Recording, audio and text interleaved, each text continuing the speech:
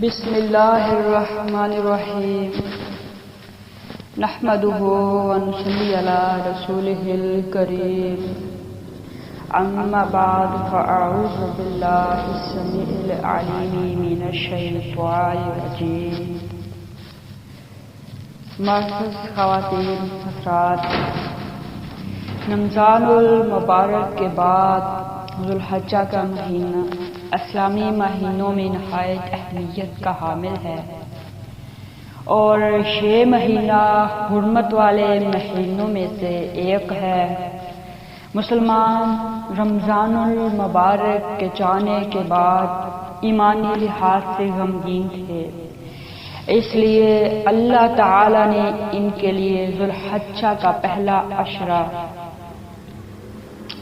نیکیوں اور اجر و ثواب کے اعتبار سے عام دنوں کے مقابلے نہایت اہمیت والا بنا دیا، جس کی فضیلت قرآن مجید میں ہے اور احادیث سے ثابت ہے۔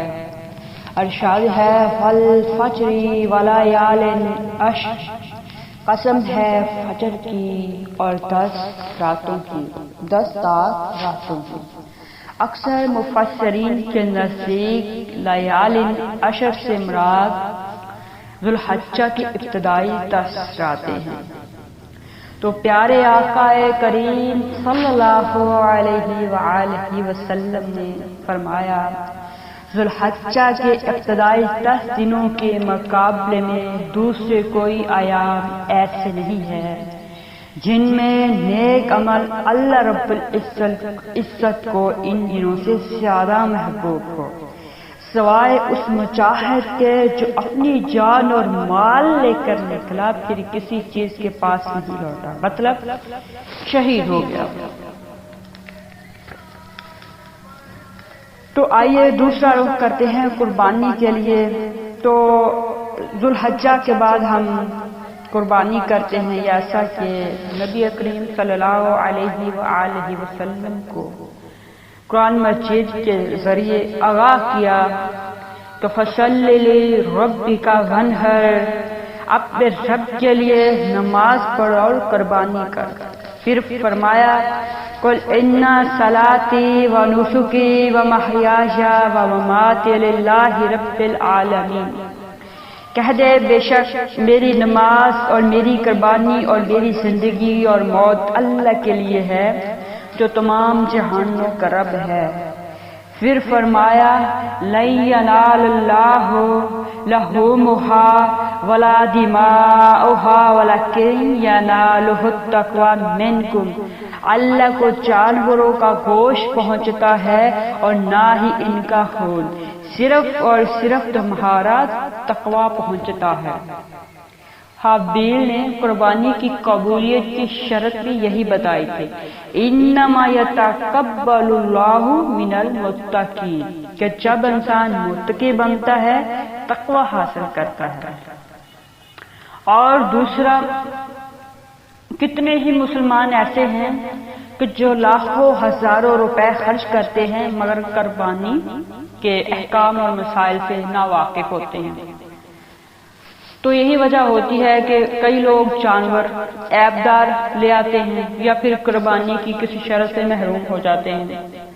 تو اس کے لیے ہمیں قربانی کے کچھ احکام مسائل سے واقفیت بھی رکھنی ضروری ہے۔ تو نمبر 1، بال ناخن کٹوانا وغیرہ۔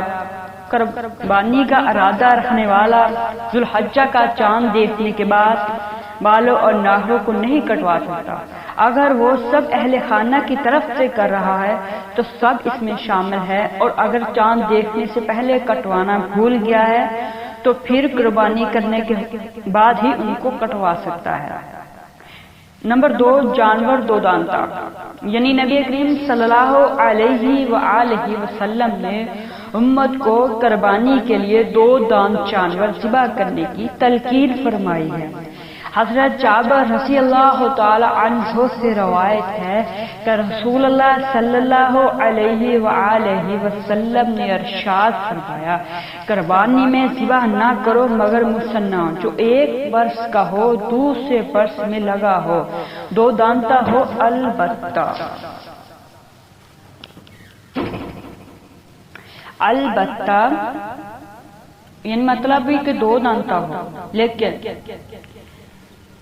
البتہ اگر 2 دانتا کا حصول تمہارے لیے مشکل ہو جائے تو بھیڑ کا کھیرا ذبح کرو۔ مسلم حدیث نمبر 5082۔ یہ اجازت صرف بھیڑ کے بچے کے لیے ہے، بکری کے بچے کے لیے نہیں ہے۔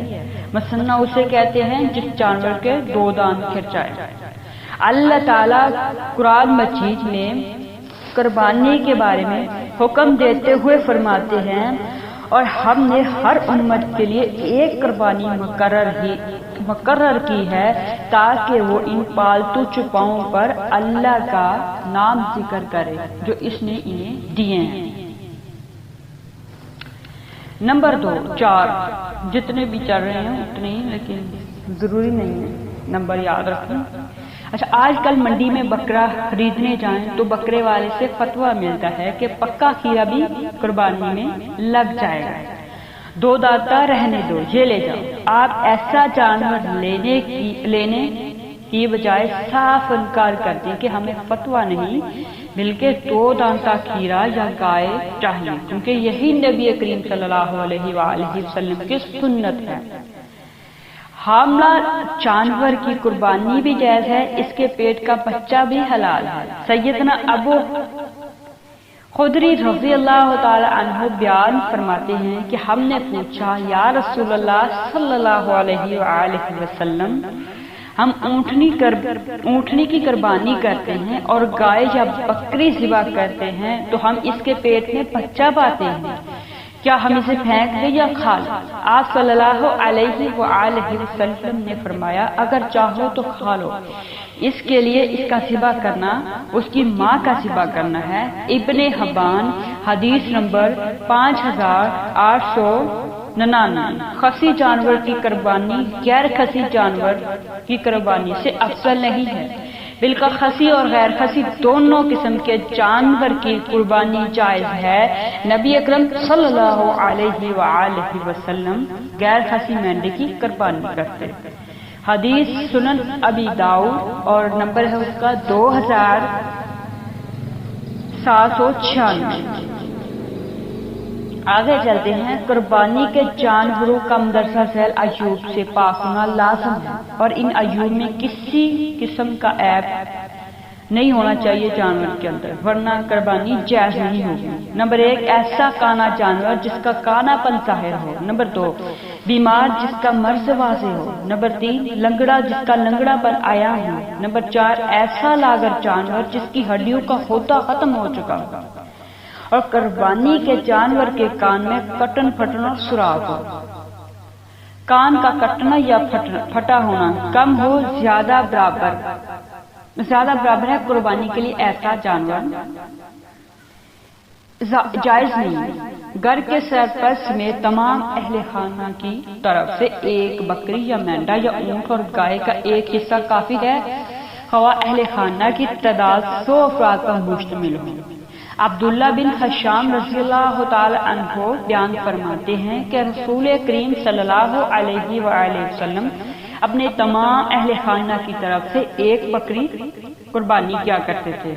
حدیث بخاری شریف حدیث کا نمبر 7210، اور یہ سفر کا واقعہ ہے۔ اس سے ثابت ہوتا ہے کہ مسافر اگر صاحب استطاعت ہے تو اس کے لیے قربانی کرنا مستحب ہے۔ حضرت عبداللہ ابن عباس رضی اللہ تعالی عنہ بیان فرماتے ہیں کہ ہم رسول اللہ صلی اللہ علیہ وآلہ وسلم کے ساتھ سفر میں تھے، عید الاضحیٰ آ گئی اور ہم گائے میں 7 اور اونٹ میں 10 افراد شریک ہوئے۔ ترمذی، ہم گائے میں 7 اور اونٹ میں 10 لوگ شریک ہوئے۔ ترمذی شریف حدیث کا نمبر ہے 15011۔ اس حدیث سے معلوم ہوا کہ گائے کے زیادہ سے زیادہ 7 اور اونٹ کے 10 حصے ہو سکتے ہیں، دونوں میں 7 حصہ دار بھی جائز ہے۔ ابو داؤد، اکیلے شخص کا ایک مکمل یا اس سے زائد اونٹ یا گائے کی قربانی کرنا بھی جائز ہے۔ اچھا، قربانی کا جانور قربانی کی نیت کے ساتھ نماز کے بعد ذبح کرنا ضروری ہے۔ جو نماز عید سے پہلے جانور قربان کرے گا اس کے لیے ضروری ہے اگر استطاعت ہو تو وہ نماز عید کے بعد اس کی جگہ دوسرا جانور قربان کرے۔ سیدنا جندب بن سفیان رضی اللہ تعالی عنہ روایت کرتے ہیں کہ میں نے عید الاضحیٰ کے دن رسول اللہ صلی اللہ علیہ وآلہ وسلم کے ساتھ جب آپ صلی اللہ علیہ وآلہ وسلم لوگوں کو نماز پڑھا چکے تو دیکھا کہ ایک بکری ذبح کی ہوئی ہے۔ آپ صلی اللہ علیہ وآلہ وسلم نے فرمایا جس نے نماز سے پہلے ذبح کیا وہ اس کے بدلے میں دوسری بکری ذبح کرے، جس نے ذبح نہیں کیا تو وہ بسم اللہ پڑھ کر کرے۔ بخاری شریف حدیث نمبر 985۔ ابو ہریرہ رضی اللہ تعالی عنہ نے نماز سے پہلے قربانی کی تو آپ صلی اللہ علیہ وآلہ وسلم نے اس کے بدلے اور قربانی ذبح کرنے کا حکم دیا اور کہا پہلی قربانی نہیں ہوئی، بس وہ عام بکری کا گوشت بھی ہے۔ حدیث نمبر 5557۔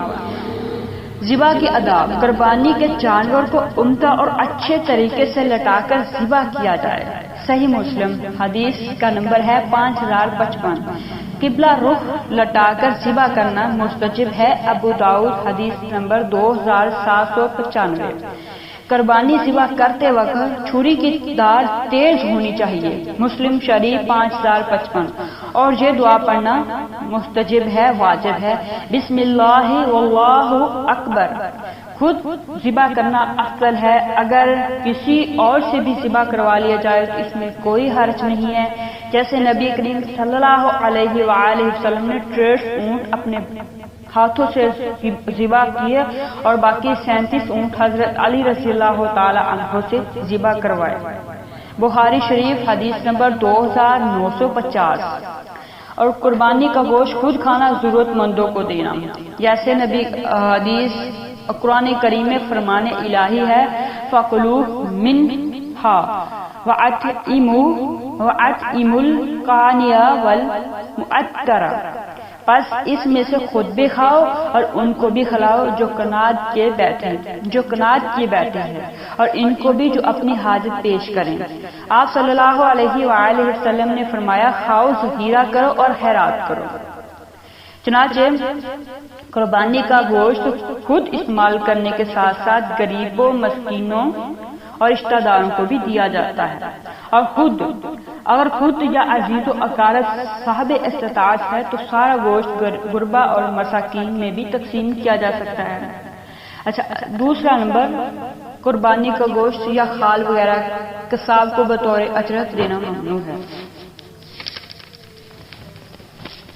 تو البتہ قربانی کی کھال اپنی کسی جائز ضرورت کے لیے بھی رکھی جا سکتی ہے، اور کسی بھی نیک کام میں بطور صدقہ بھی دی جا سکتی ہے۔ سیدنا علی رضی اللہ تعالی عنہ سے روایت ہے کہ مجھے رسول اللہ صلی اللہ علیہ وآلہ وسلم نے حکم دیا کہ میں آپ صلی اللہ علیہ وآلہ وسلم کی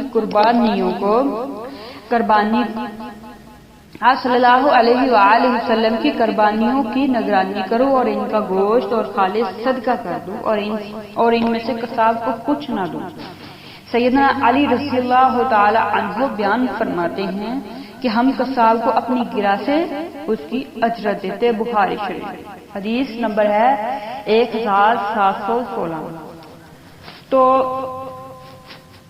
اس سے ہمیں یہ بھی پتہ چلتا ہے کہ یہ قربانیوں کی جو کھالیں ہوتی ہیں خاص طور پر یہ ہم ضرورت مندوں کو دے سکتے ہیں، ضروری نہیں ہے کہ جو قصاب ہے جنہوں نے ذبح کیا ہے انہیں دینا۔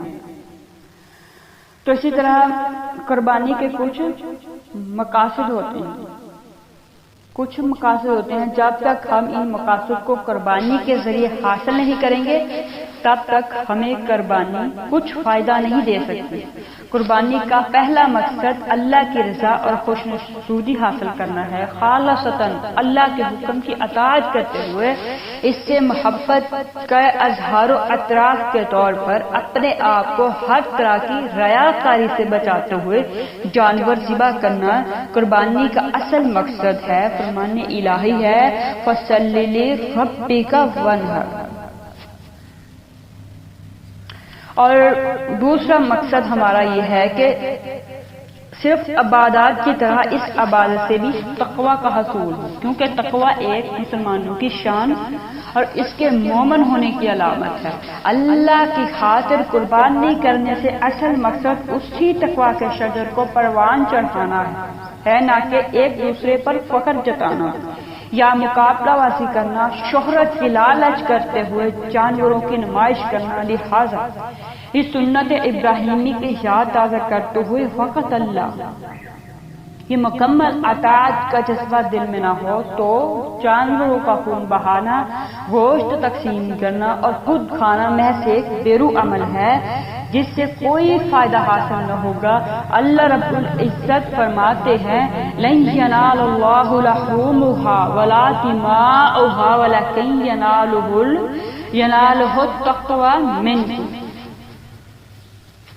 تو اسی لیے رسول اللہ صلی اللہ علیہ وآلہ وسلم بے شک اس دن ہم پہلا یہ کام کرتے کہ نماز کے بعد ہم قربانی کی طرف پلٹتے، تو اللہ تعالیٰ سے دعا ہے اللہ تعالیٰ ہم کو صحیح طریقے سے قربانی کرنے کی توفیق عطا فرمائے، اور اللہ تعالیٰ ہماری قربانیوں کو اور جو حجاج ہے ان کے حج کو اللہ تعالیٰ قبول فرمائے، اور ہمیں بھی اللہ تعالیٰ حج کی استطاعت نصیب فرمائے۔ وآخر دعوانا ان الحمد للہ رب العالمین۔